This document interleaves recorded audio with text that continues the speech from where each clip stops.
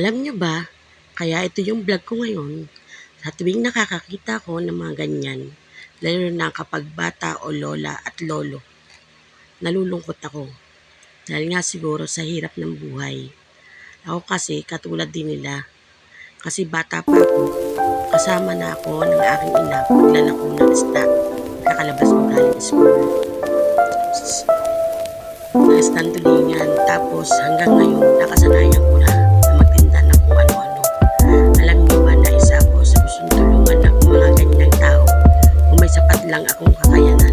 Kaya palagi natin igalang ang mga naghahanap buhay ng marangal. Dahil sobra silang nakakaawa. So ito nga po yung mga picture ng mga taong lolo at lolo, mga bata na naghahanap buhay sa lansangan para lang makaraos sa pang-araw-araw. Kaya dapat ituring natin sila ng maayos kapag binibilhan natin sila. Dahil sobra akong natatouch, lalo na kapag ganyang mga lolo, lola, na tumatawid sila sa mga malalayong kalsada. Thank you po.